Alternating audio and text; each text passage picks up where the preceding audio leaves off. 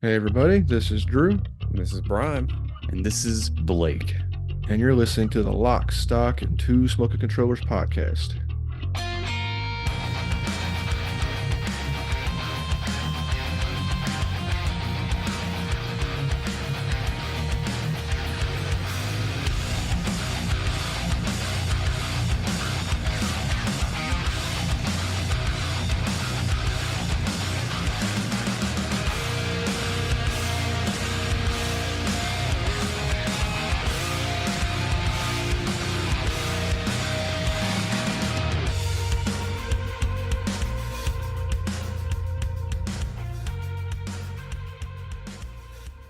Hey, everybody. Welcome to episode number 115 of the Lock, Stock, and Two Smoking Controllers podcast. Before we get started, I'm going to go ahead and go through the social media preamble, let you know where you can find us, let you know what's going on. You can find us on all social media platforms by searching the podcast name, the entire podcast name. The longer, the better. The more you type in, the happier Andrew and Blake are going to be. You can keep track of all the comings and goings of the podcast. And most importantly, you can find us on Twitch, and us includes me with the three smoking controllers when we're doing the co-op endeavors. What is that? One of y'all hit me with the Twitch. What's the name, the address for that? Twitch.tv/Two Smoking Controllers. See, that's why we keep you around. That's why you're the brains behind the operation. There you can follow us and drop in whenever we go live. We don't have a set schedule. We try to hit Wednesdays, but that's very loose because we have lives and families and all those things. Yeah, wives. Yeah, and they complicate the world, but they also keep it going all around. So I guess we deal with what we deal with. There's also a store and a Patreon page. Both of those support the cost of maintaining the podcast, aka art from Milad Markovich, aka Devious.Pixel, who we would also like to thank for the art. Good guy. Big thanks goes out to Jared and the guys from Emerge for letting the podcast use Letting Go as the intro song. Like Drew always likes to say, it's probably the best part of the podcast. And if you think so, that's fine. We also think it's the best part of the podcast. So you're not hurting anybody's feelings. I'd like to mention, as a side note, we mention our cousin's channel sometimes, well, all the time. He actually got a song from Emerge as well. I forget which song he got. Dang, I think I forgot to look again. But he edited his intro to his YouTube channel. It's edited to like the beat of the song, and it looks and sounds really cool. I don't know if you or Blake have seen it, but the intro for his new season is all to an Emerge song. It looks really freaking cool. And that is Zukovius. You guys can find him on Patreon and also on YouTube as well. Zukovius. I won't try to spell it. I can't spell off the top of my head. Yeah. I'll put a link in the show notes. The link will be and the link for all of this stuff can be found in the show notes. For sure. And now it's time to hear from the third member of the three smoking controllers co-op endeavors, one Mr. Blake. Well, you forgot the most important person. You forgot someone to thank, Brian. Yourself? Me? Thank you. Yeah, Me? our podcast editor and cousin, Brian. That's me. Podcast editor first, because that's what makes me important. Cousin second, because that's just something we couldn't control. That's a byproduct. Yeah, I mean, we couldn't control that. If we It could, just happened we to would all be. of us. Did we announce it? We announced. We always announce it. Yeah, if people follow the podcast or if they show up to any of our streams, people rarely do. We like them. We had a couple people. We had some Oh folks. God, you may remember the guy's name. We want to shout him out. The guy who showed up. Oh Lord. HK. Oh my God. H Hunter Killer. No. Now I'm gonna feel bad. Now he's WK. listening. Whack. It was WK something because I called him Whack. God, now he's gonna listen like. Oh, no. He these said it was bastards. his. He said it was his initials, but it was also Backwards. okay that we didn't know how to pronounce it. Regardless, you're listening. You know who you are. We appreciate you showing up. If you show up Can I more go often, back we'll to that remember and your scroll name. through the comments. Yep. I can't go back to that and then scroll through the comments, can I? No. No, But I think it was WK something. I feel awful for not knowing it, but Whack. Thanks. but Whack. it was very cool to talk to somebody who listened to the podcast. Yeah, it wasn't family. And he confirmed he wasn't family. Or she. I think it was a he. I don't really know. Yeah, we're sexist. Yeah. Women get back in the kitchen. Oh gosh. I'll edit that out later. We don't have to. All right. The So, world needs to know Blake's sexist. yeah. And I'm looking for sugar mamas. So I'll get in the kitchen. I'll rub your bunions. I don't care. So what this is, if you listen to the podcast regularly, you know that Brian's not always here, but we talk about these episodes coming up is the episodes where we talk about one of the many games that we've played with him since the inception of all this stuff. I don't know how many we've done now. We played a lot of games. It's funny when we first started the idea of this, like, oh man, there's no way we're going to play enough games to. These episodes are going to come too fast, but we don't have enough games, and now we're like 6 games behind on this list. Yeah, we're backlogged pretty well. So we're backlogged pretty well on the episodes for this, so there's no worries. The only problem with that is now if we've played the game, like Blake mentioned, the game we played was this 6, 7, 8 months ago. We played this game. At least, yeah. Yeah, I got pretty decent memories of it, so it shouldn't be too hard to powwow about it. No, I can remember this one. Yeah. All right, Blake, you want to give us a little spiel here? No, dude. This is more than 6 months ago. Really? This is What was your last achievement? I feel like this is about to what year surprise me. The last achievement I got was February 23rd, 2023. This is like 18 months ago. Wowee. Huh. Wowee, time flies. It feels like we were just playing the game. Yeah, not that long ago. No, not at all. God, Yeah. time flies. The last achievement I got was at what's 2200? Is that 10 o'clock? I don't know. Yeah. Wow, Yeah, that's 10. 10:35. I got my last achievement. Just as a reference, we're currently playing Dark Souls 2, and in between the game we're talking about today and Dark Souls 2 is 1, 2, 3, 4, 5 other games. I mean, that's how we're 5 games backlogged. This is good. It gives us, plenty of content. Yeah, we're 5 games backlogged on this. We're not. Yeah, we got a long ways to go. We could almost double up on these, but we don't want to do that unless me and Blake haven't played enough games and we panic and have to throw another one of these together. Which we haven't. I feel like that's never going to be a problem. Hasn't happened yet. But when we stumble into like these past couple, we'll say like the past couple of months, we had 100 hours of Final Fantasy Rebirth, which sets you back on building up. Because I don't want to talk. I really don't want to do a Rebirth episode. I don't really want to talk about that. And this now we're talking about with Brian off pocket. We just got done wrapping up a GameFly game that was like 60, almost 70 hours. Yeah. So that cuts into our trying to like build up content for the podcast, but we still have plenty of games usually. Now the problem is the game's getting further and further away, up to 18 months ago, fuzzier and fuzzier. And I'm getting worse and worse at taking notes. I've come to realize when we started getting better. What are you talking about? I know. I hate it, dude. There's nothing like you. Have you ever tried like playing a game and pausing every 2 minutes to like write down something? It sucks. It absolutely sucks. Blake's you can never get into the game when you're doing it that way. I'm even to the point now where I'm playing. I was like, I should write that down. I don't know where my notebook's at. I should write that down. And like, there's lots of stuff I wish I'd written down. I know it made me writing stuff down makes the podcast better, but man. It makes me really upset to have to. So you just take a screenshot, dude. You screenshot. I've taken pictures of my screen before. I really should use the screenshot feature on the Xbox more often.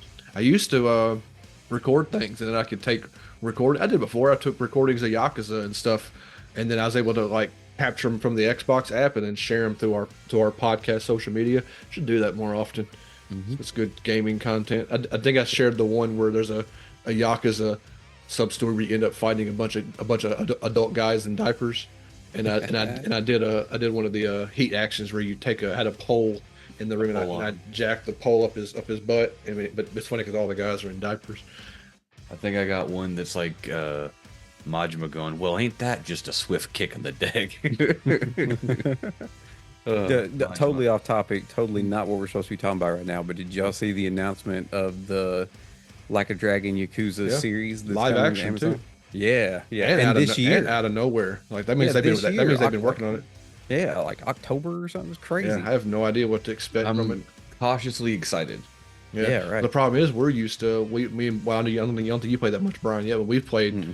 I've played 6 or 7 Yakuza games now, so I have like even though it's Japanese, I've got character voices, like their voices. They use the same voice actors, so I got character voices is like stuck in my head. So it's like anything changing. I guess like any video game. I guess I guess ain't that different from any video game adaptation. The only thing I'm curious because obviously they'll have to use Kiryu, but I wonder if they could do a Yakuza story, but not have it focused on Kiryu, but have him be in the world or something. Be like They can't launch a movie IP like that and not have the titular character. I think that'd be. Yeah, I wouldn't think they would. And talked a lot about how he worked so hard. The actor that's playing him worked so hard to get into the shape, and they talked about how much time it took to put his fake tattoo on his back and stuff. So I mean, obviously he's going to be a big deal.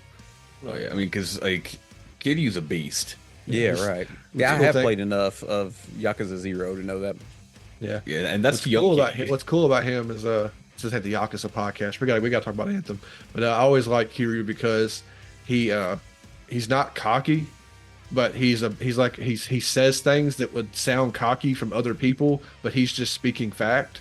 He says things as a matter of fact, but it would sound cocky if somebody else was saying it. You know, there's like it's like every time I start a new Yakuza game, like an hour in, he's cranking out one of these lines, and I was like, this is what I play Yakuza for. This is ridiculous. Like I love this guy.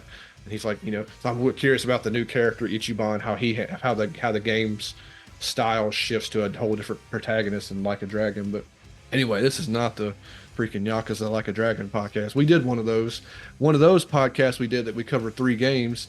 I did a long title as a joke in Japanese, and nobody appreciated that. I got that that episode title is in Japanese, and I forget what it says, but it was funny, and nobody cared. Bless our hearts. So we haven't done another Yakuza episode because doing Yakuza episodes are daunting because the games are so huge. There's no reason we should have crammed 3 games into one episode. Well, the reason we did one of them was 100-hour game. Yeah. 0 is 100. Now the games do kind of they get shorter for a second and then they get long again because like the way the franchise works is weird because 0 is like the last, technically before the new batch is out. 0 was the newest game. So that they had all the craziness was in 0. So 0 was over 100 hours long, and you go back and play Yakuza 1, and it's like 20 hours, 20 hours, because it was a PS2 game forever ago. So it's weird if you play through the franchise, but they build back up again. That was like 1 and 2 are really short, and then 3, 4, and 5 they get longer and longer. But they're still they're 60 hours or less. Yeah, 60 hours. No, nothing's as long as 0 was. But so if 0 is daunting, anybody who's curious about the franchise. And stop posting on Reddit about what's the order I should play Yakuza. They're numbered. Start with 0. You start at 0. 0 to 6 are numbered, and then you can jump in. There's the side games later. Again, we gotta get out of the Yakuza field. It'll be perfect for my Xbox handheld gaming console. Yeah. I don't know. I mean, the game's gorgeous and very cinematic. You might need it on a bigger screen. Maybe it's going to be OLED though. Ooh. God, it has to be. Maybe Microsoft they're gonna put out something fancy. They got to put out competition for it. It'll have to compete with the Steam Deck and the ROG Ally. So yeah, and the Steam Deck's already got an OLED model. So. Oh, God's gift to mankind. The really Switch. Say don't forget the Switch. Even the Switch is forgetting the Switch. It's God's but gift the Switch to has an mankind. OLED version too. So. Yeah, I got one of those. I don't really see the difference. I don't know. I don't really play it enough, I guess. All right, so the game we're talking about today, we were guys. way off topic. Yeah, and it's a big developer too. I've already told Blake before we started we could not spend an entire night talking about just the developer for this game because it's The game that we're talking about, as you guys probably we've said it a couple times, but the game we're talking about is Anthem.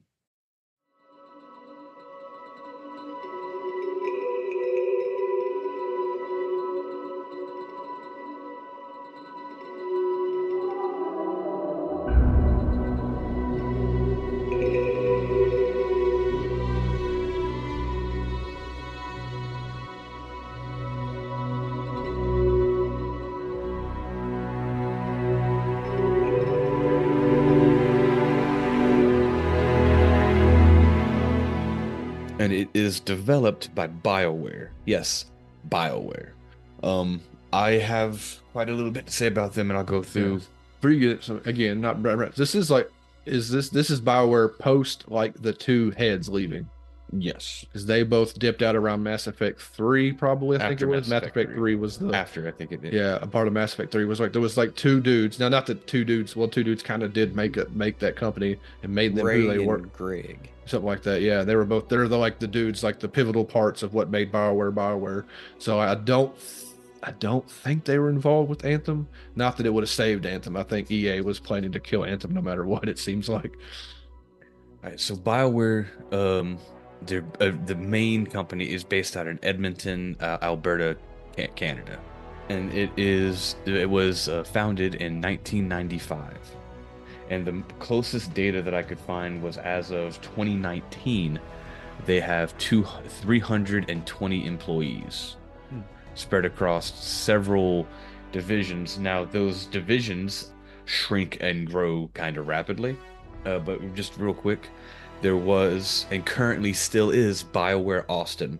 And then there was, besides their, but it's BioWare Austin and then BioWare Edmonton. There used to be BioWare Montreal, Yeah. BioWare San Francisco, BioWare Mythic, Victory Games, Waystone Games, and BioWare Sacramento. And of all those, uh, let's see here. Austin is still standing. Montreal was dissolved in 2017. It got merged into another studio. San Francisco was closed down in 2013. Mythic was closed down, was renamed in 2012 and then closed down completely in 2014. Victory Games was dissolved in October of 2013. Waystone Games was put together to create one game. They then canceled that game and canceled the studio in 2014. And Sacramento was renamed BioWare Sacramento in 2011 and then renamed EA Capital Games in 2014. And that still exists, but is an EA controlled thing as opposed to a BioWare controlled thing. So the only one that's really still standing is BioWare Austin. And most, not if not BioWare all of Edmonton. those sad occurrences are a direct result of EA and their I shenanigans. can't believe the EA doesn't own BioWare, do they? I Yeah, think they EA do. acquired them in the when did Did they? they? Did they acquire? Because it's like I said, why would I they think they maintain did. a relationship with EA at this for this long? They've been owned by EA since 2007. Really? Yeah, Okay. yeah. Okay. I was like, why would they? Why do you put up with this, man? No, and you can. It's a direct. That's what I'm saying. It's a direct result. They get owned in 2007, and then all this stuff pops off, and it's because of bad decisions driven by people who want money and not quality games. They just want more and more money for shareholders, Yeah. and God. it's a whole That's thing. just That's why BioWare. people are getting laid off now because shareholders are never happy. You Yeah. can make X amount of millions, but unless it was whatever magical goal they had in their head, they're never going to be happy. Yeah, that's why you see those. That's why you see those announcements sometimes. Games like, or what, like more recently was like, maybe both the Final Fantasies are both like pretty good selling. I think even 16 was like record sales, but it's like not quite enough according to Yeah, Square. they call it a We're just like, disappointment. yeah, You're like you like what? it's like one of your bigger things, you know. Like what are y'all talking about? And I bet that's because, like you said, the All the shareholders investors. or anything like that are Yeah, just like, yeah, I shareholders and didn't. investors never like- happy, man. No, because they want like 200% of their Investment. of the Yeah, so investment I made returned to them 110% individually. back. Yeah, but I wanted 270% back. That's not how that works. Well, they know that, but then they know what they're doing. That's why they're millionaires. Yeah. Well, they've that or daddy was a millionaire.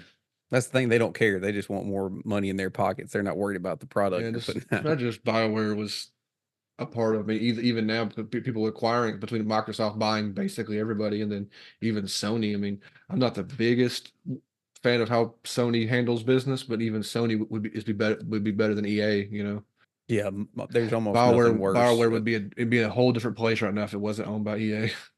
The only thing worse than EA would be the Embracer Group. Can we agree on that?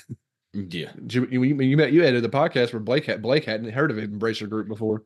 I told him that Yeah. Embracer's a dirty word, man. Yeah, it is. Mm-hmm. Before we get too far off topic, now BioWare has developed numerous games. My total count that I did was they've made 20 games. Mm-hmm. I've had 3 that were canceled. Not bad. That's actually not bad at all. Good record. Yeah, the very first game they ever put out was on the MS-DOS back in 1996, and it was called Shattered Steel. And it's a game that's very similar in gameplay to the Mech Warrior series. It consisted of 5 planets, 5 worlds, and 20 missions. And you played as a bipedal walker / runner, and you just went through as like a mech mission. I mean, in theory, that sounds really cool. It does sound Gosh, I pretty cool. bet that looked so horrible. MS But it said that it DOS. was cool because it had even back in 1996, it had what do you call it? Deformable terrain. Like if you shot some cliffs, Oh, and wow. the cliffs and stuff would crumble and Jeez. be deformed. Can't even do that now, barely. Mhm. It has to be a feature in the game for that to happen now. Yeah, that's still a big deal. That just shows Yeah. you how ahead they were then. And they, like I said, we can kind of briefly talk about some of the games that they've made. I'll just, We say briefly, but for decades they put out hits, oh yeah, hit after hit after hit. I mean, so it was just I'll just kind of ramble them off as and we'll talk about them. So they are responsible for the Dragon Age franchise, the Dragon Age series, Dragon Age 1, 2, 3, 4, well, Dragon Age 2, then Inquisition, and then whatever 4 is Dreadwolf. Dreadwolf. And then Mass Effect 1, 2, 3, and Andromeda. Jade Empire, their best game ever. Yeah, crazy there hadn't been more Jade Empire. I am shocked there. You ever played Jade Empire? Yeah, and that's one people call, like, periodically people bring it up and say, this is the series, this is the franchise that This needs to come back. this needs to come And back. yeah. For sure.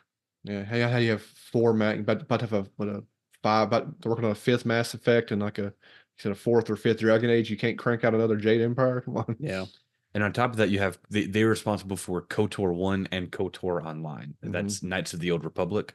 They didn't have anything to do with 2, but that was Obsidian. Obsidian did KOTOR 2. Yep.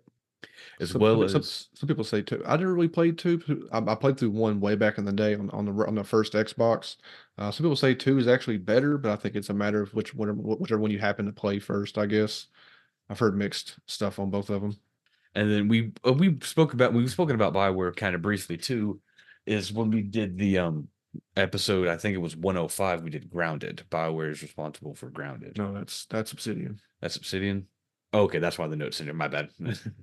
I thought I'm stupid. I don't know what BioWare's doing now. Besides, we'll come up to their current stuff, but what's some of their older stuff, because they did a lot of stuff before. One of their other biggest things, like and I didn't avoid it on purpose, but I just kind of forgot about it. But some of their earlier stuff, the 2 big ones, is Baldur's Gate 1, and then D&D. Is it D&D or it's Neverwinter Nights, and they're responsible for like at least the starts, and then other people took over the sequels. I bet there's tons of people going back and playing Baldur's Gate now because of Baldur's Gate 3. Now they weren't involved. They didn't do Baldur's Gate 3, of course, but that's Larian Studios. But I bet a lot of people now are going backwards to see where the franchise came from. I bet 3 and 1. Did they not do 2?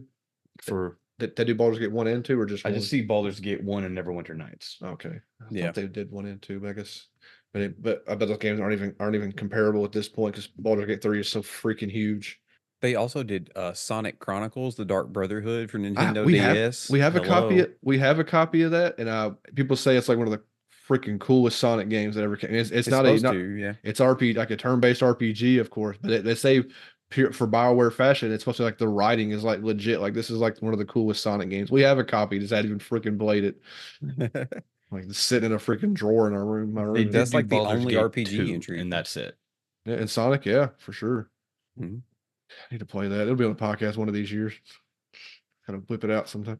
But besides doing that stuff, like I said, BioWare has always been pushing the envelope forward.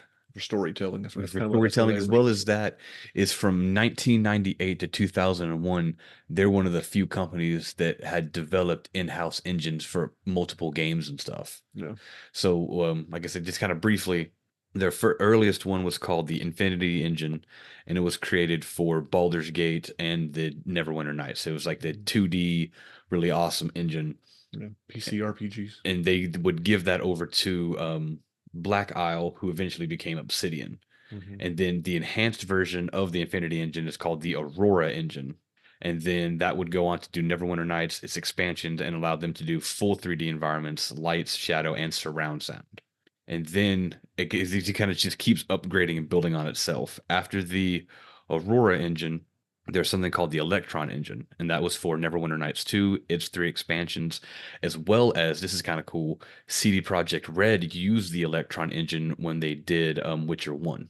No, that's cool. That's the same. They used the same engine, which is kind of cool. And then some of their big boys, the KOTOR, Jade Empire, and KOTOR 2, use the Odyssey engine, which all these are just the next upgraded version. And then after the Odyssey engine, they had 2 separate engines. One's called the Lycium, and that was Dragon Age 2. No, hold on. No, it was the Escalper. I didn't know they used in-house engine. Okay. They used Escalper, and that was for Dragon Age Origins. And then the evolved version of that was the Lycium, and that was Dragon Age 2. But then they started using Unreal 3 for the Mass Effects. Every Mass Effect uses Unreal 3. Tell, because that Mass Effect has tons of drop-in. Yeah. And then this was an EA decision, though. Yeah. Is as of 2013, any game published by EA will use DICE's Frostbite engine. period. Yeah, that's right. Mass Effect 3, I think, I think so. used Frostbite. But it's anything owned by EA will use the Frostbite engine because they think it'll streamline the process. That's because they own Frostbite and don't want to pay the licensing Yeah, fees. once to again, Unreal. it's a financial decision, not based Exactly. on anything other Yeah. than financials. I don't even know if Frostbite, because you first heard about Frostbite with Battlefield games, and then some of the Bad Companies, stuff like that. I've never really seen anything too impressive for me with Frostbite. I don't know.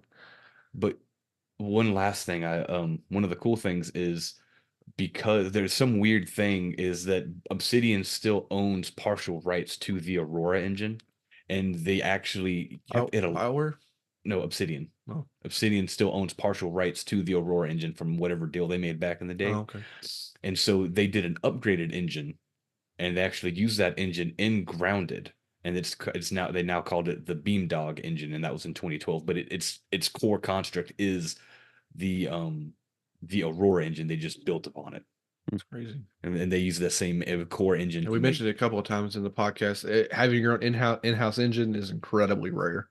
Oh yeah, it's very uncommon. It's so much easier. It's just so labor and cost intensive, and very you've got to be your own troubleshooter. So. Yeah, but like I said, BioWare, I mean, they, besides being ruined by EA, like ruined by EA. Yeah. Well, we'll get it. That's one of the big things. I mean, we're gonna talk about Anthem's gameplay and stuff. But one of the big things about Anthem is EA killing Anthem. Yeah. Before it ever had a chance to live. Yeah, the game was out a couple of months, and they're like, "Nah, we're shutting this stuff down." You know. What about anything now? Is it really just Dreadwolf? Do you see anything besides Dreadwolf? The newest things. Well, they worked on. Well, it was cool. They worked on and updated. They even included additional content and writing and updated writing in the Mass Effect Legendary editions. Oh yeah, they actually revamped it and added new extra stuff that didn't exist before. Yeah, that's the only thing I could do. I dedicated 6-7 years of my life to Mass Effect trilogy. I couldn't do it again. But the Legendary edition, not for that ending for sure. But they're working on two things, and it says. It just says TBA for both of them, but it's Dragon Age Dreadwolf and then new Mass Effect. Yeah, they got to pick up the pieces of Andromeda, which I've heard recently now that after the fact that Andromeda's really not that bad. Like it launched in a poor state and everybody hated on it, but now people are playing it and they're like, it's not that bad. I mean, it's just another. You give it a chance to get on its feet and don't put out a broken game. Yeah, that's all EA does is they put out broken games and they wonder why shit doesn't work. Sorry, crap doesn't work. Yeah. I'll probably keep telling myself because it's on Game, because the EA thing's on Game Pass. I was like, I should install Andromeda sometime. I feel like a space shooty game. I guess I just haven't try it. Like not even use a guide, just play through and have fun. Starfield. Let's just play Starfield. Yeah, Starfield will eat that up probably. I have not even started that. Well, I won't even play Starfield. Here we go. I'm going to branch off again. A tangent. I'm not even playing Starfield until one, it's patched all the way up, and two, all the DLC is out, because God knows there's going to be DLC. Yeah, wait till that Shattered. I think it's called Shattered Space. Is there a big one that's going to be? Maybe I'm right. Maybe. I don't remember. They got to do. That's Bethesda. The one where they're going to have land vehicles introduced for planetary travel. Yeah, wait on that. It'll be way better than the jump packs we're using right now. So yeah, I haven't played Starfield at all. So yeah, that about covers it for me for the BioWare, at least for everything to now. What's kind of your history with BioWare, Brian? What games have you played over the years? All the above, man. I started way back when. I did not know anything about that Shattered Steel game. I didn't know anything about that, but I actually played Baldur's Gate, the original one, back in the day, and I've played Mass Effects. I've played at least 2 of the Dragon Ages. Yeah. We love Dragon Age 1. Yeah, Dragon Age 1 was the jam. KOTOR, the original, I don't know how many hundreds of hours I put into that one on my original Xbox with my Duke controller. That was the stuff back then. He's one of the Mad Cats. It could be worse, right? Yeah, KOTOR, man. That's still, and KOTOR is coming out again. Sort of, it's been re-released, but they're not really involved. They got somebody else handling a remaster. They've outsourced. They're supposed to be good. They're supposed to have a pretty good. I forget the name of the people that are doing it, but they're supposed to have a pretty good track record for going back and staying true to original subject matter and that kind of thing. So I hope it gets off of the talk was because it's freaking just launching on just the Switch. I was like, don't do that to us. Don't do a remaster of a game like that and put it just on Switch. What are you, insane? Yeah, that's if you want it to die, that's perfect. Yeah, because why this 15-year-old game not run well on the Switch? Yeah. It's more than 15 years, isn't it? Yeah, I don't know. But not only that, Xbox, It'll come out and it'll look like it was still on the Xbox. Yeah. Oh, yeah. Because You're have you pushing seen those 20 like side years by in side there. comparisons of like Mortal 2020, Kombat yeah, 1 and that's crap? how old we are. We played KOTOR when it came out. And I was in college when I played it. Golly. Any particular favorites across the years? Like we were big. I loved Mass Effect 1 and 2. 3 burned me like it burned the whole world pretty And much. Origins was Yeah. And Dragon Age Origins, I think I feel like it's cliche to say those are the highlights. I didn't like Dragon Age 2. I didn't beat Dragon Age 2. I bored to tears with Dragon Age Inquisition, so I don't know. And then of course we get to Anthem eventually. Man, my highlight will always be KOTOR. Mhm. But then I guess out of Mass Effect, I really liked 1. 2 was okay. 3, yeah, meh. And I never have played Andromeda. Yeah. I think we need to. I think we'd be just I'd probably play once we have some like more grounded information on Mass Effect 5, whatever it's going to be called. I think I might you kind of feel like you want to play Andromeda to kind of see how the game, because I doubt they'll treat Andromeda like it never existed. I bet there'll be something in there No, yeah, they're not going to drop it out of the canon. no, I they don't put too think. much time and effort into it. They'll try Yeah. to like whatever Yeah. fan favorites were, bring one character back at least. Well, really, we go from Inquisition to Dreadwolf. Anthem, And well, I think and so. then Dreadwolf. That's huge gaps in development. Are they still doing KOTOR online? I'm not sure, Did honestly. you play that one at all, Brian? Did you play KOTOR Mm-mm. online? No, Nope. we didn't either. It was crazy. They just put out and maintained an MMO for years. I don't know if it's still going or not, though. Now it makes me. I wonder what EA has them working on, because since they don't get their own free reign, they're doing support for something. Oh, One of God. EA's Oh, properties. they're They're developing freaking- something. They're doing Well, they're half developing backgrounds on Battlefield or something when you one of Right, one of exactly. their main franchises or something crappy like that. Well, right here they had see KOTOR Online. It still says hold on. It still says Ongoing. active, yeah. It says still going, present. It's got to be popular. It's got to be popular and making money, or EA would shut it down. Yeah, if it wasn't Most making money, it'd be development dead. okay. Although it's not officially disclosed, but based off estimates and other people like guessing, it is the most developmentally expansive game ever made, including over it at one point had 1 million subscribers within 3 days of its launch. Good gosh. And then That's just the KOTOR name itself. Not even talking about Yeah. what the game's about. Yeah, it's The true. KOTOR name would have done it See- on its own. as of October 2019, EA announced that the Old Republic was closing in on $1 billion lifetime revenue, making it officially the most successful based thing they've developed, considering it only had a $200 million development budget. And so That's- as of 2019, it was closing in on $1 billion. That's a good return. Yeah. And it's still going. So they're going to keep it. And it only keeps growing because you got to think it's KOTOR. So I'm sure they're adding in, at the very least, Mandalorian skins. And then now you have that Acolyte show and then the Ahsoka Who show. knows They're how adding all much- sorts of, at the who very knows- least, who knows- cosmetics and crap. Who knows if it's a microtransaction game? I don't know. It's an online game. I'm sure it probably has them, but I just don't know. I don't know the gameplay or nothing. But after, because they did Mass Effect 3, and then like back to back to back had 3 canceled games. Because Mass Effect came out in 2012. And in 2013, Warhammer Online was canceled in March. October of 2013, Command and Conquer Generals 2 was canceled. Then they put out Dragon Age Inquisition in 2014. And in 2015, something called Shadow Realms was canceled. And in 2017, they put out Mass Effect Andromeda. I think I remember hearing about Shadow Realms. The Warhammer game, and the other one I never heard of then- those. It goes in Andromeda was 2017, Anthem 2019, and then the Mass Effect Legendary Edition was 21, and then Dreadwolf and Mass Effect R5 are 2 DBA. They need to do. I mean, I know Anthem was their chance to do something new, but the poor guys, they need to do something new. Yeah. Mhm. Jade Empire, man. Seriously, just I know. do Jade Empire. Jade Empire 2. What's so hard about Jade Empire 2? It's Yeah. so it'd be so different and unique, and Or even remake it or something. Do something with it. A remake But, remaster yeah. would be wildly Yeah. popular, and then you could hit them with 2, and I mean, you'd be printing money at that point. You'd think. Because if Dreadwolf doesn't make any headway, that'll kill the Dragon Age franchise. It may barely survive Dragon Age 2. People like Inquisition. I didn't like Inquisition. People liked it enough to save the franchise. But I think if Dreadwolf doesn't do something, I think we'd see the end of the Dragon Age franchise probably. or at least a pause. I mean, it's crazy. You see something like you think EA would kill them with between Andromeda and Dragon Age 2. You would just. I'm sorry they didn't close the freaking company at that point. But didn't speaking of stupid EA ruining things, didn't EA do some stupid forced multiplayer crap? Mass Effect 3. Was it 3 or 2?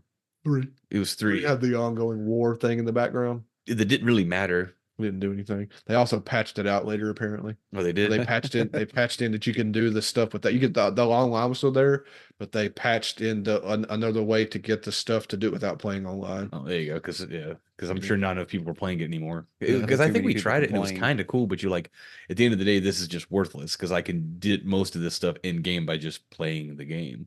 Yeah. But but now I think it's time to talk about the game. Anthem. And him. So Anthem is a third-person action adventure role playing kind of So they'd have you believe. multiplayer game. So you play as a dude Sexist. or a Yet girl. again. You play as anyone. I All think all these years, BioWare spends trying to be pro everything, and now all of a sudden, Anthem, you got to play as a dude. yeah, I did think that was kind of funny and weird. I don't care about it. But you- I'm an average white guy. They don't offend me.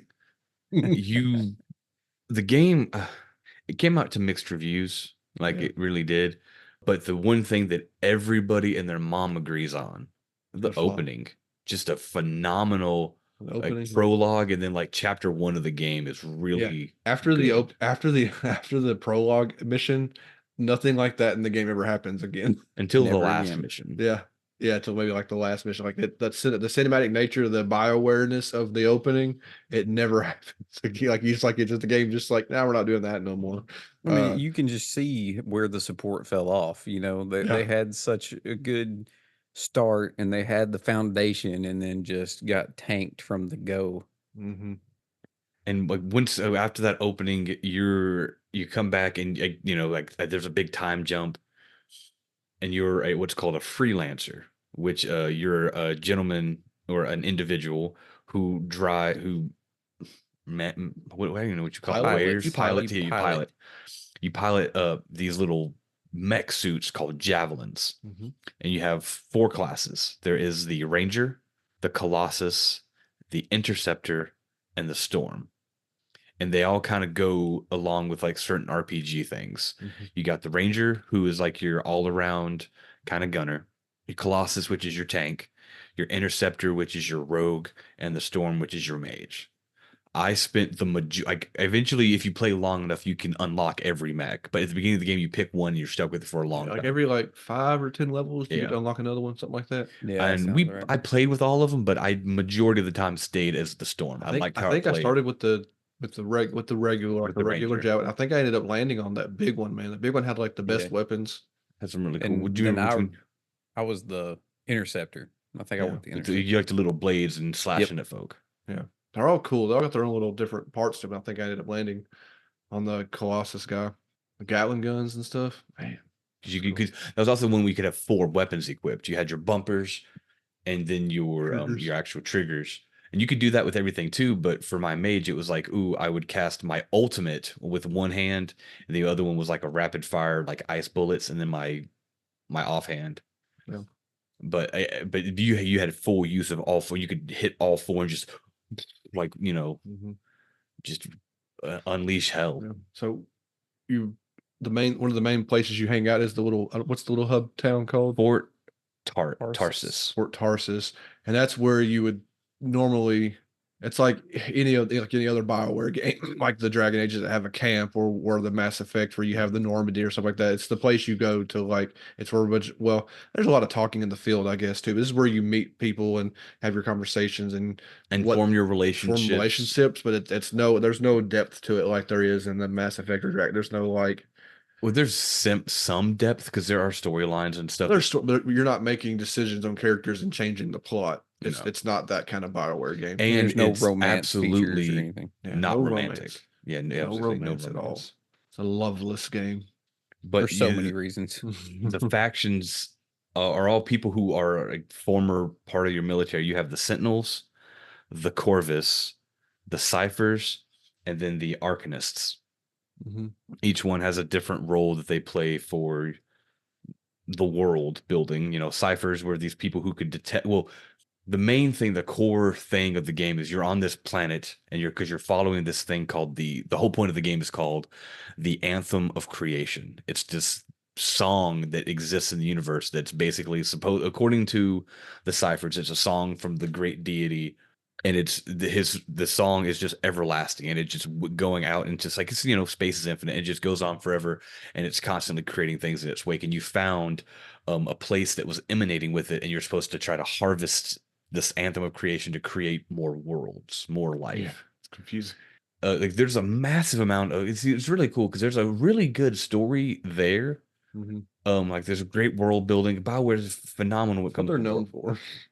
The only problem is it gets to a point sometimes.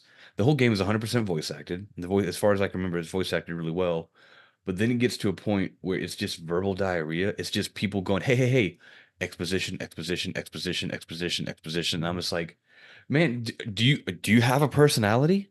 Mm-hmm. What is going on here? And it gets to a point where you just don't want to listen to them anymore. Yeah, just talking, And they just talk, and they don't talk to you. They're talking at you. Like your character is just like, uh huh, uh huh, oh, uh huh. I don't know if you even I'm like, acknowledge yeah, it. it's just He responds It over was the just like radio a in the field. continue or something like that. Like you said, Yeah. there's no choices. There's no dialogue choices you can make that are going to alter what has to happen. You just have to click through and get through what they're I, going to spew at you. and say I can't tell you a single character's name, not a single no. person. I can't remember either.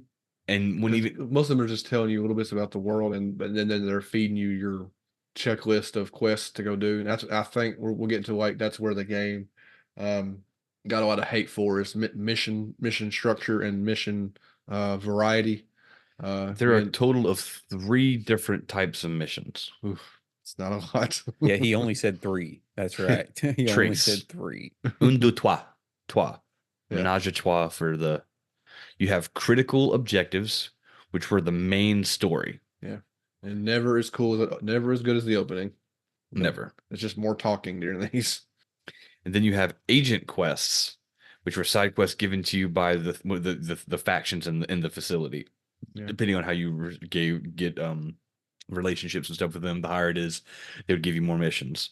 And then that was the agent quests. And then you have agent contracts, which were a smaller reward and mission given to you from doing in between the agent quests. So it was like agent quests, then like 15, not 15, but like 2 or 3 contracts, and then agent quests. And then each one agent quest you did was like a bolster up in the faction. I remember we struggled a bit because this game does build itself around being multiplayer. So, but I think it was really funky about tracking everybody's quest progress. What was the problem we had with that? I can't remember. I know it was like For what?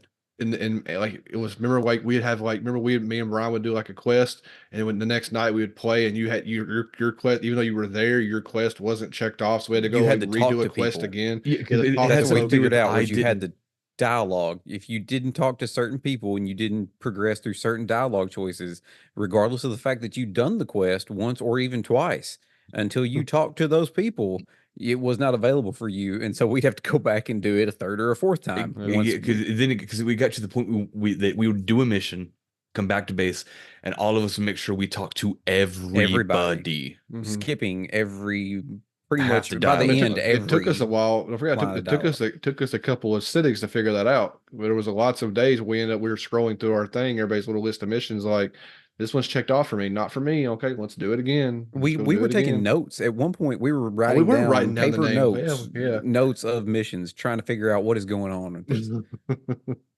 Well, that's something that might have been I bet they might have been revamping that. We'll talk more about their plans before the game got killed, but they hopefully they're going to revamp loot. They're going to revamp loot, which I would have loved to see what they were doing, and I would hope they would revamp mission structure a little bit or better And the tracking in map some way. for Fort Tarsus. If only they could revamp the map for The Fort map was Tarsus. worthless. It's It was terrible. worthless. Yeah.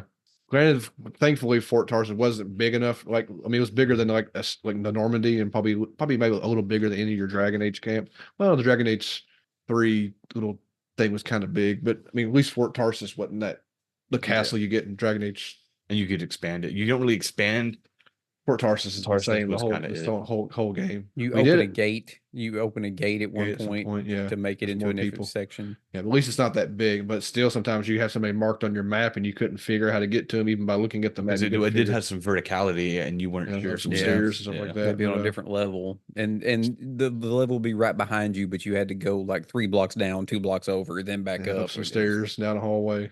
Yeah. And the good thing about the game is it's weird how it put out, because you think BioWare, you think massive game to dig, that's going to be 60 hours, 80 hours, because the KOTORs and all them, they're long games. Mhm.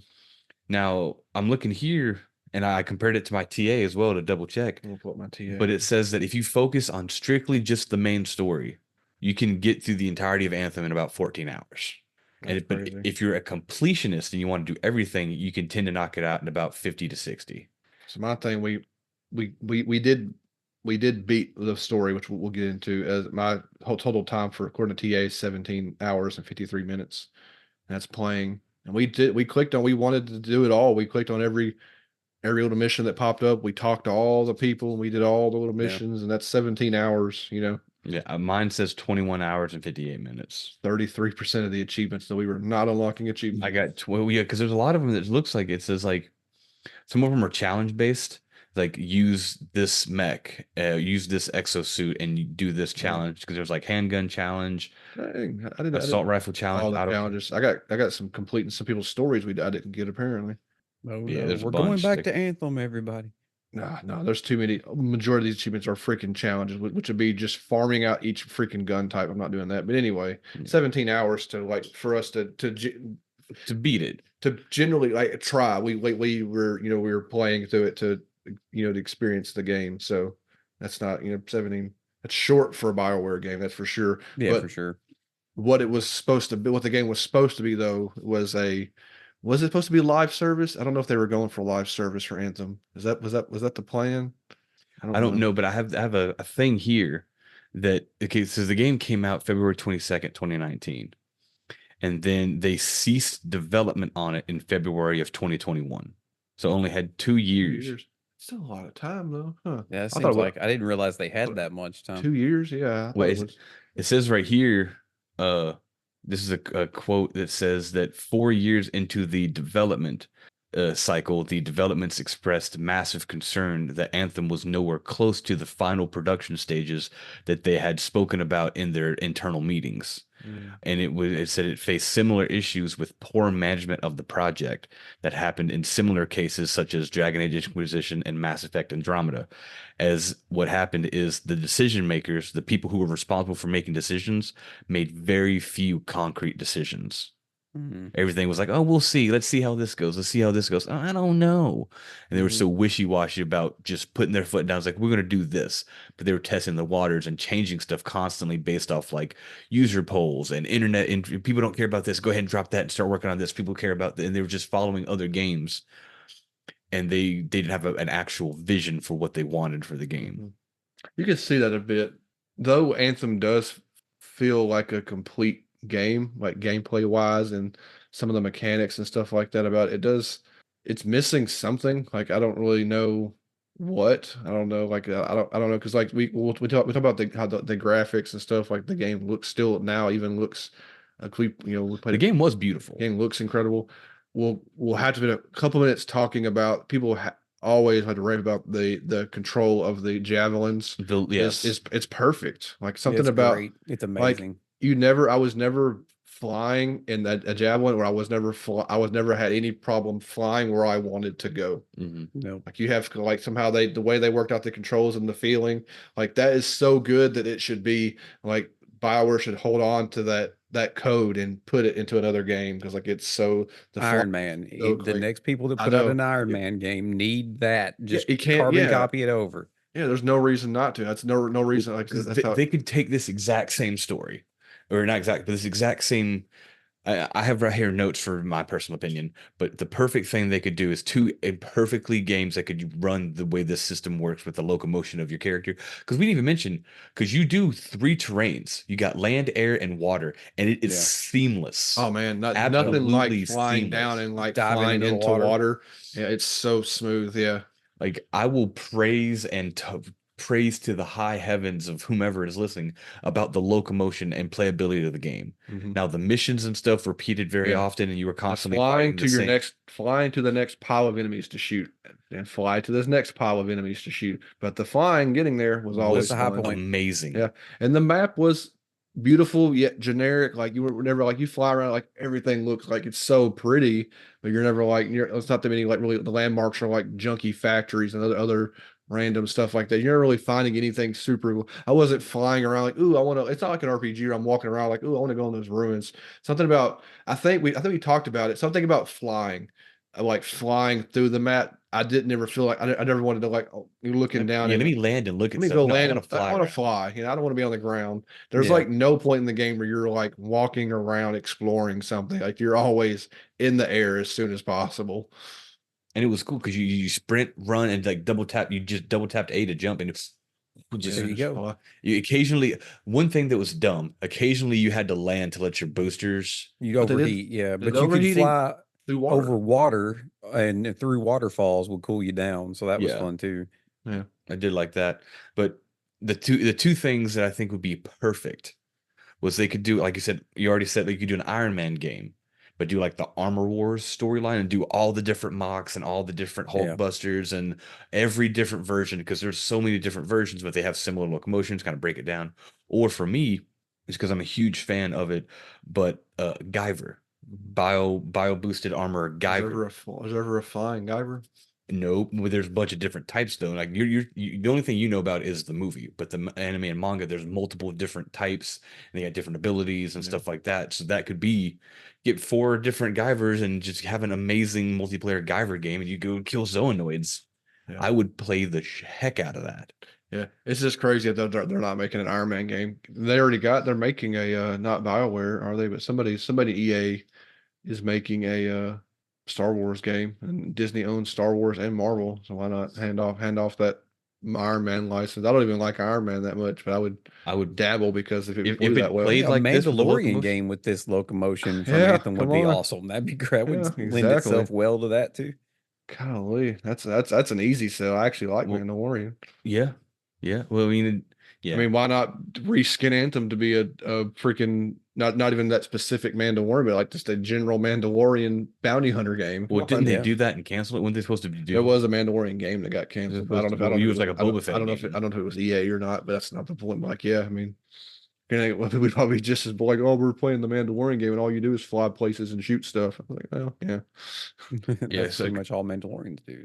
because Yeah. everybody praised, and I'll continue to praise the Yeah, locomotion. Words don't do it any justice, obviously. Like we've played all 3 of us, we played a lot of freaking video games. I played a lot of games where you fly and stuff like that too, and I've never had any flying come anywhere close to any not even the ballpark. Like Anthem's flying mechanics are in a league of their own.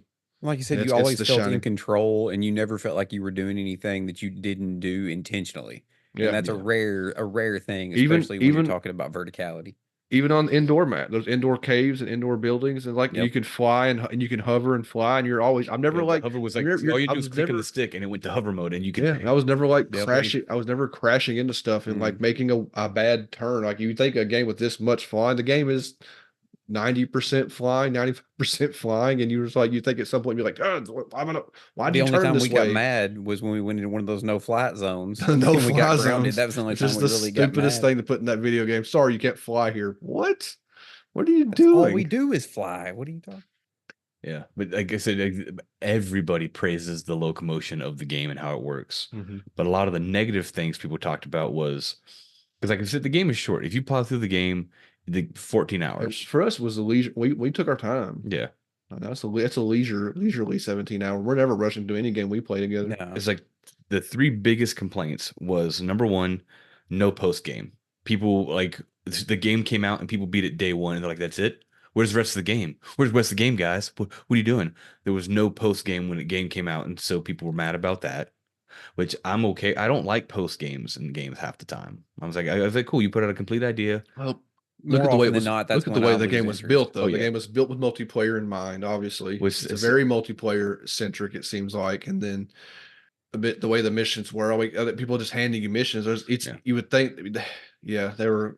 Yeah, one of the things here I'm reading, it says that and the loot, of course. yeah, I was They going to were do that. trying to It make said a it says right here Destiny, it failed basically. That was because it took so much from its live service peers that it neglected to craft an identity of its own, which in its desperation for all things for all players, it became nothing to no one. Yeah. And that's what led to it ultimately being dumb and people not caring. But there is a crappy loot system, and there's like, in order to get really good stuff, there's involved way too much grinding for stuff that didn't matter. So eventually, at some point, we started finding these like super weapons. How were we getting those? Was that the We're in some of the doing in-game use in-game currency? currency from doing quests and stuff. We were able to buy Yeah. those awesome Some weapons from those faction shops. weapons from the faction guys And in the those were shops. awesome. Yeah, those pretty much like changed how we played the game. They were like, "Oh, we just have these now. Okay, that's all we need." And the other thing is, we've already spoken about it briefly too. Is like there's 3 mission types. That's it. 3 mission types. Yeah, I mean, literally, those are the well, this is the way you get missions. But when it comes to actually doing missions, you're flying somewhere to kill various bandits or there's all kinds of munchers. There's different kinds of wildlife and crap like that too that look really cool. Um, the disappointing thing was like in the opening. There's a big, what are they called? The giant titan? Are they called Titans? And they're called Titans? Titans. You see more of those, but they're all smaller the rest of the Yeah. time you Well, see that one them. was because that one had been sitting under the Anthem of Creation song, absorbing the energy from I it guess I guess you remember on why. planet. Well, you Coda. see other Titans go out, and then you just kind of hover around them and shoot them till they fall, like little bullet sponges. But like, it is literally just what was that? Was there any hacking? Surely there's some sort of hacking. Well, yeah, there was the collection ones where you would go in and you activate a terminal and you had to pick up those Oh, go pick up the orbs little of energy orbs. and Yeah, take that them was just an back. Or And bring the that's just- orbs that's back just an- to it. That's just an excuse to fly around and grab orbs Yeah. and come back. Yeah, but of course, the whole time you're shooting enemies, waves of enemies that are coming in. So yeah. Yeah, people. See, what it's- sucks is I there was a don't. couple of escort quests. We had to do a couple of escort quests. Yeah. See, what sucks is that we can complain. I don't know what other mission types I would want them to do, but like we did want to like you want to do more, and I mean I don't know, but like we kind of enjoyed it. I mean, we were never like, ugh, it's time to play Anthem. We turn it on, we chit chat, fly around, Because shoot we've some monsters. experienced that with other games, but Yeah. no, that wasn't. Yeah. And this is more fun than like recently. We'll pass over it eventually in the way later in these episodes. But we recently dabbled in Borderlands 3, and Anthem is, I mean, Anthem's boring to some spots, but we quit playing Borderlands 3. We played all the way through Anthem. Yep. Borderlands 3 was extremely boring. Like, there was no joy to Borderlands 3, but this is. Anthem's problem to me was just, and I know this is a generalization, but it was just that nothing mattered. None Yeah. of those quests mattered. And every once in a while, you would go do the same quest that was almost a carbon copy with like 3 different lines of dialogue. And they're like, oh, it's a totally Mhm. new quest. This is new. I mean, I know it's because they stopped working on it, but it was just it just didn't matter anymore. Mhm. Well, a cool thing to figure as I'm looking at it, kind of like as I'm double checking some stuff, but this dude, Alexander Skraben, he was the EA's global director of social media. All right, so he's not super high up, but he did announce a really cool thing. He was the director of their social media until 2021. But one of the last things he announced was that even though Anthem got canceled and was put down, it was a financial success because it sold over 5 million copies. That's crazy to cancel a game that sold 5 million It copies. sold over 5 I million think what they call copies. right now Before you ever really support it. Dragon's Dogma 2. I think they just crossed. They just crossed 3. I think. Is that right? I don't wait. Don't I know, Brian? You look sometime. I think Dragon Dogma just hit some milestone, and Capcom's super excited. And you have Anthem sell 5 million. They're like, nah, fuck it. They Or no, said forget lifetime that. sales. It says 5 million across its entire. 5 million's nothing to scoff at all. But it's one of those things. I think they had already decided to cancel it before it got to that threshold, because they probably decided to cancel it like 6 months or a year beforehand. And they're like, okay, well, let's put out some of these final updates, and Million players. If they just supported it, could be making some money. They should let it become its own thing instead of trying to. Top 3 million. Dragon's Dogma 2 topped 3 million. yeah, and they're excited. They're celebrating. Yeah, to and be they're honest. celebrating at 3 million. Yeah. And that and they did Anthem's 5. Now, what we'll talk about? You talk about the loot system and stuff like that, and some of the other mechanics. So I don't really remember the loot system. I just remember But it was kind of the bland. thing is, a few months before the announcement of cancellation. I know you probably keeping track. They had announced Loot. We weren't playing Anthem back then, but they did announce Loot 2.0, which was a complete revamping of how you get loot, like from the ground up revamp on how you get loot in Anthem. And like you just now the game's done, it's gone. We never got it, so it makes you wonder if something like that, if they just let them finish that and let that put out, is something like that, a revamping of something like that, or anything that could save a game. It was going to be called Anthem Next. Was the Anthem? The Yeah, it had a update. name. Yeah, with Loot 2.0, and that's just Loot. I bet Anthem Next had other plans. I bet they were revamping lots of stuff trying to save it because they Bioware, they care about that. There's a lot of lore and a lot of story in that game. We see people just talk and talk and talk at you. They wrote all that. They cared about all this stuff. And originally, when they put it out, it's supposed to be live services, kind of like a Destiny type situation. And they put it out, it was supposed to be like episodic. So you'd have episodes of so and so and so, and it would go forward with the story and the progression. And then once they canceled that, EA goes, "No, we're not doing that. That's too much." And then they just went to like seasonal content. But then people complained because the seasonal content was just like, because they put out one update, like one big episodic update called Cataclysmic something or other. I don't remember. Cataclysm, maybe. Cataclysm, maybe, yeah. So, but then the next seasonal update that came out, they basically just rehashed that. They changed a few skins, they put in some different dialogue. They're like, because "Oh, they weren't. it's That's new." probably they weren't getting no support. Because you can't maintain seasons or episodic content without financial Without help. support from your Yeah. publisher. It's crazy. Okay, I just read a sentence that doesn't compute for my head. Despite positive sales achievements, the game failed to meet its commercial expectations. That's what we talked about earlier in the Well, podcast. yeah. Exactly. And It's doing great, off-podcast but and we're going to everything. let it go. Yeah, Because it says you right here made that 5 million, but we wanted 5 billion. So it says right here that BioWare announced in February 2020 that they would be reinventing the core gameplay of Anthem, and they were going to establish a long-term plan. Yeah. But then all future development was ceased in February of 2021. 5 million copies. They didn't even get a chance. EA was so busy shitting on them. Pardon my language. They probably didn't get a chance to celebrate that kind of they probably success. never did. They probably never had that launch celebration party that they deserved, for what they did accomplish. It's terrible. I can't. Like, I feel so bad for those people, man. Back to like Dragon's Dogma, you see Capcom announcing that they're upping salaries across the board and blah blah blah. Not just because Dragon's Dogma is helping, but between the Dragon's Dogma and Resident Evil and Street Fighter, we're in the golden age of Capcom right now, and they're busy raising everybody's salaries across the board. And EA's like, nah. One cool thing, part of the because early on they wanted the game to be successful. This is a cool thing too. Everybody wants their game to be successful. But it says because this released February 22nd, 2019. On February 14th, 2019, there was a live action short film / trailer that was a bunch of story that led up to the first mission. Oh, yeah. And it was all live action. It's called Anthem Conviction. And it was actually directed by Neil Blomkamp. We never watched it. Yeah, we should have watched that. We should have watched it before. Probably on YouTube, probably. Do you know who Neil Blomkamp is? Yes. He's pretty cool. Okay, so he's phenomenal and stuff. Good guy to do an Anthem short. Yeah. But Yeah, then right. they're just like, meh, meh, meh, meh. Why do we never watch that? Definitely should have watched it if we were on the podcast. Not that it matters. It's got to be out there. It's got to be on YouTube. Somebody's put it because it's only a couple of minutes, I think. Yeah.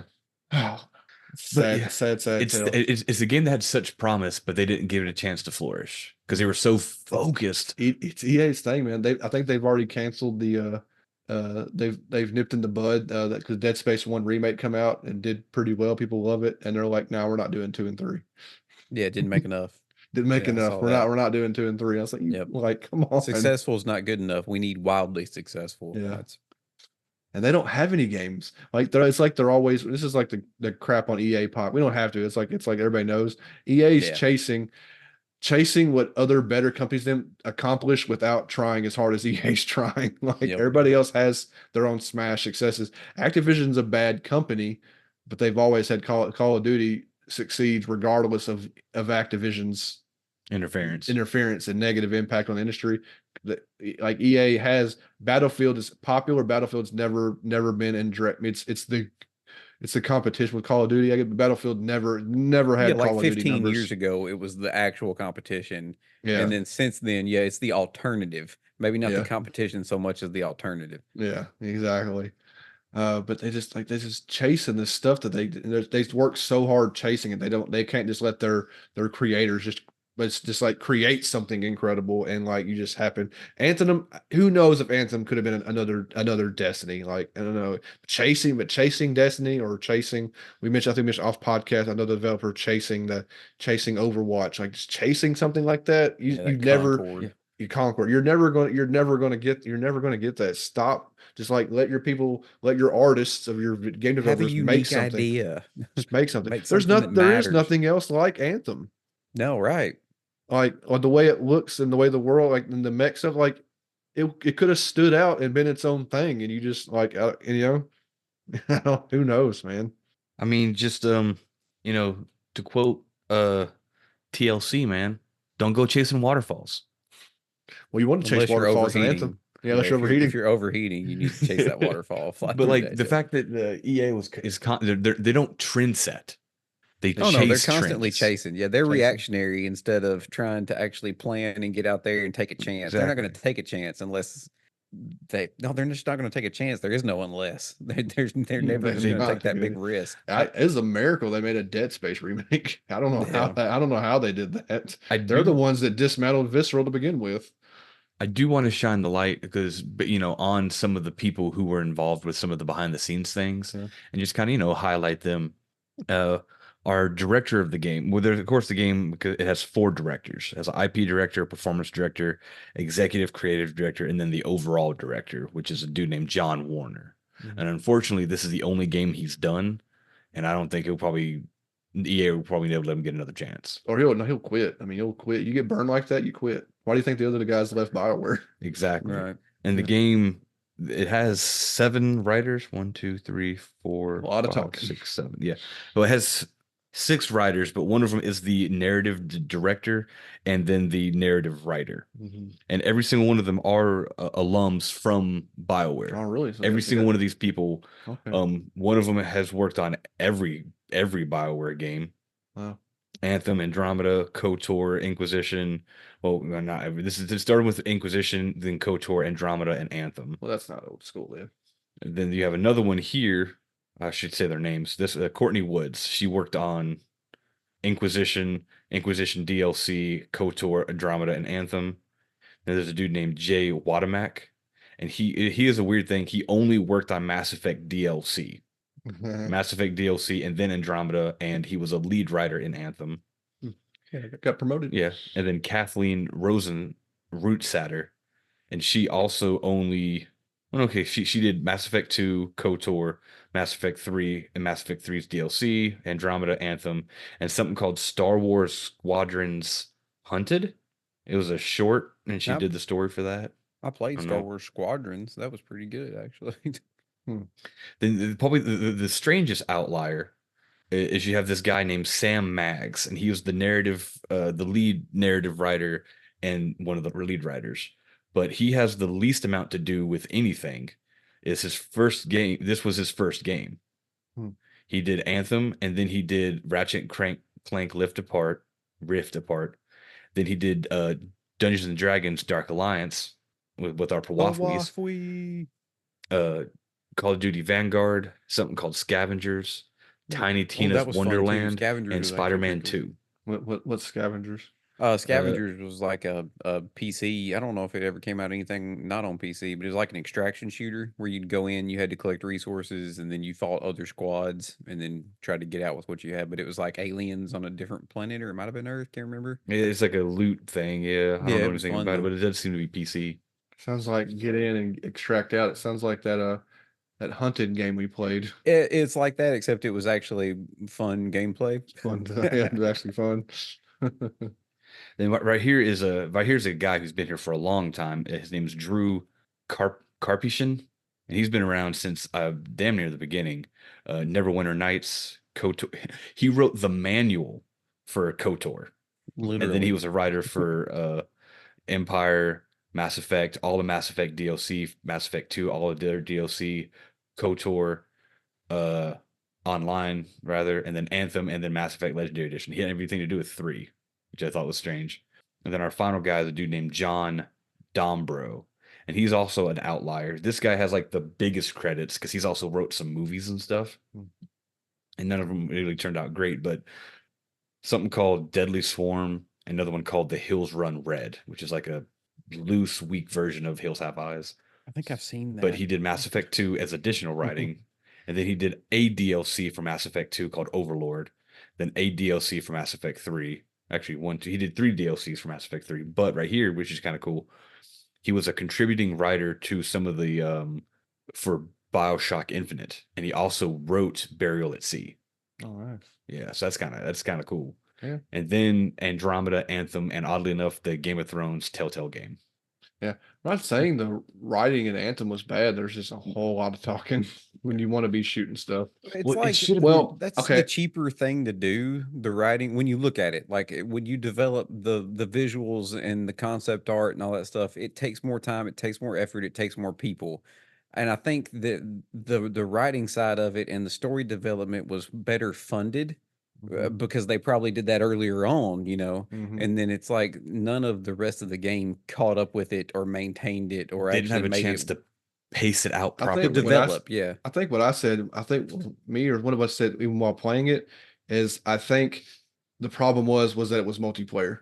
Yeah. And you don't want to sit there with 3 of us in a party wanting to shoot stuff, all of us sitting there listening to somebody gab, gab, gab, gab, gab, gab, gab. That's just not what you want to do so maybe that's a clash of multiplayer and story at the same time. A lot of time we say this a lot when we play, we watch our streams, we're always like, every time somebody's talking or every game we play, we're like, we don't know why we're doing this, we're just killing stuff. We're bad about paying attention to the stories in the games we're playing. But this probably had more story than any other game we've played. But you just get tired of like we kind of like I want to go. We're all, this is our night to stream and our night to play something together, and just sitting here together listening to somebody yap at us. It's just not. And I it was wonder just if walls of text, I Yeah. mean, I know it was voice acted, but my gosh, it monologues was monologuing never at you. ending. Yeah, but I mean, I wonder if we had played this, if this was developed as a single player game, if the story would have like been as grabbing as like, because I mean, I was invested in Mass Effect and early Dragon Age 1. Like, I wonder if Anthem would have had that kind of impact of like you were really paying attention and really wanted to know what was going on if it had been a single player experience. Yeah, so the last person I want to highlight is their composer, because they had, like I said, they had grade A talent behind the scenes, like BioWare, man. yeah, exactly, It's like exactly. But yeah. like, there's no reason it should have failed other than EA. Yeah. But this woman's name is Sarah Schachner, and some of the stuff that she's composed on, she's got some pretty good things under her belt. She has movies and video games, but Assassin's Creed Unity, Call of Duty Infinite Warfare, Assassin's Creed Origins, the Discovery Tour of Assassin's Creed Origins, those little. Oh, really? She did. I played all. Jessica's playing Origins right now. She composed all those I little listen to things. the music all the time. Got that good. That movie Lazarus Effect with Olivia Wilde and Donald Glover, with like the semi Frankenstein's monster movie. Call of Duty Modern Warfare, Assassin's Creed Valhalla, Call of Duty Modern Warfare 3, and Prey. That Predator movie based in like the not Mohicans, but the movie, not the Prey game. Yeah, the Prey movie. Okay, the Prey movie. Did you watch the Prey? Did you watch that? I've seen that movie too. Yeah, but I love the game Prey. That was a good. I liked it. I wanted to love. We're tangent again. I wanted to because I like Arcane. They're a cool company, and I really wanted to like I don't know why Prey the game just didn't grab me, man. It's like no different from like wandering around like a spaceship, kind of like Dead Space fighting aliens. But the coffee cup might come to life and kill you. Yeah, I know. Had all kinds of things jumping around all over the place. It was a cool game, but I don't know. It just wasn't. I don't know. I always thought about if I should go back to Prey. Apparently, it had a really cool moon crasher or something. A really cool DLC for Prey. Yeah, and I didn't play that. Haven't played that. It's supposed to be like a really unique, like it changes how the game is played or something. I think it is like permadeath or semi-permadeath or something like that. Anyway, but I wanted to like Prey. That just puts it right out of my wheelhouse. I can't handle permadeath. Well, it might be not permadeath as in it might be like a roguelite aspect to the DLC or something like that. Well, yeah, I'm just looking at some stuff that was said by people. It's like there's a dude right here who is at the E3 of 2017 after they released formally announced Anthem and then did a 6-minute gameplay trailer premiering it in 2017. I remember seeing those initial gameplay trailers. This super dude pumped. Patrick Soderlund, who was EA's vice president, announced that BioWare had a 10-year plan starting with Anthem and a bunch of other games coming out. But then they canceled all the other games, and then eventually they didn't have a 10-year plan. They had one, but they did because it wasn't very loose plan. because it wasn't an instant success. They're like, oh, cut the plan. That plan was written on a napkin. Yeah, that got wet after the It's a napkin it's a napkin that said Anthem 10-year plan. But yeah, so they had all sorts of marketing schemes and this, that, and the other. But EA ruins everything they touch. Oh yeah. They try their best anyway. But I'll say it again, I cannot praise the locomotion, the gameplay itself enough. Yeah. The flying's, but no, the shooting. Shooting was okay, Boring, but it too. was pretty like you said. If you got a gun you liked, or you got because you had multiple. You had So to build. I initially tried sniping because I like sniping in shooting games a lot. This is Yeah, it not a was not sniping good. game. No, This it is was like not a good. swarms of enemies. So I ended up switching over to like the heavy armor with the Gatling guns and missile launchers, and it's really fun to like launch like cluster missiles into groups of enemies. It felt really good. You felt powerful in the explosions and the way it all looked. Oh, I loved you being able to throw out my little energy tornadoes or use my ultimate, which is I click both my bumpers and he would just like shoot electricity like out of his whole body, and I could wander around literally like a roaming Yeah, that was cool. electrical tornado. And then mine, I switched over to that interceptor because of just the twin sword melee. And then as long as I kept a damage chain going, like if I went, because there were swarms of enemies, it just built up damage, built up damage, built up damage. And I just bounced from enemy to enemy in like a whirlwind of death. And that was Yeah. amazing. That was fun too. And again, not to mention how cool it looks when you're doing that stuff. Yeah, it looks Even from like the how outside, really like cool it looks. we'd even take moments sometimes. I'd be like hovering, and I was just like, "Oh, that's awesome!" Juice just like unleashing hell on these things. Yeah. Yeah. Yes, yeah, it is cool to like see it from your perspective and to see it because we're all playing together. You could see other things happening. Just the spectacle of what the game was doing was, man. I am ready to. Yeah, I don't have. I forgot again like this. I don't know if you remember. I did not. I forget about ratings sometimes. Did you rate? Do you have a rating there, Brian? Out of Heck 10? yeah, I got a rating. Dang, now I'm just a jerk here that didn't do my rating. I didn't do I didn't write a rating. I can give it a number probably. Well, I can go first, or Brian can go first, and then I'll go second, and then you can go third. I should go in the middle since I don't have one. You should go last, so you have time to think on No, that's too much pressure. it. All right, and go Brian, you then me. Okay. So my rating is heavily influenced by the gameplay. My rating is basically just the gameplay, not the story. And the story is what knocks it down. So I'm going with 5 repetitive missions out of 10. And that's that 5 is all gameplay and nothing to do with story. Because for me, the story was nothing but forgettable, and I never cared about a single bit of it or anything. But the reason it gets a 5 is because I really enjoyed flying around and murdering all those helpless individuals. Yeah, so many. What are they? Mercenaries or bandits or something? Was it bandit? Was it bandits? Bandits. There's bandits. Yeah, swaths of bandits. Because you had like the wildlife, these things called bandit scars. camps. Where did it? And they didn't have. Weren't the bandits talking? Oh no, they got javelins. Or like, weren't they like not prepared to deal with people who like mercenaries like us they who were had just regular. They're just regular soldiers. And we show up in these exoskeletons. And it's like, oh, that's probably a bad deal. We shouldn't fight these guys. That's funny.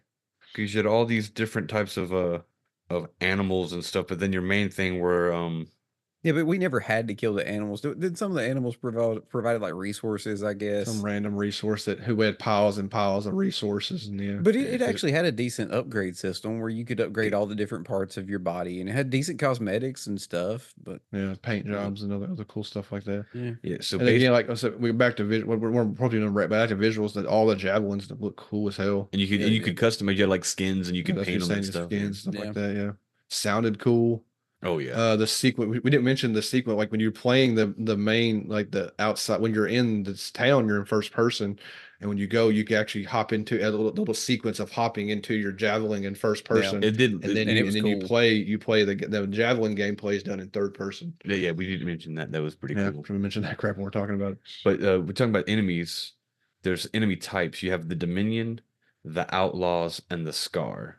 Is it the Scar was a little? Outlaws. That's what Well, it was. the Outlaws were literally just, it says Outlaw Trooper, Outlaw Gunner, Yeah, Outlaw they were just Shotgunner. dudes. Oh, those are the Those human are beings just we the just people. And murdered then with our Scars were like, they had shock troopers and frost hounds, and they were people that would unleash animals and stuff on you. And then you had the Scar, which were these enemy types that included the Titans and the monsters and Yeah. hostile fauna and stuff like that.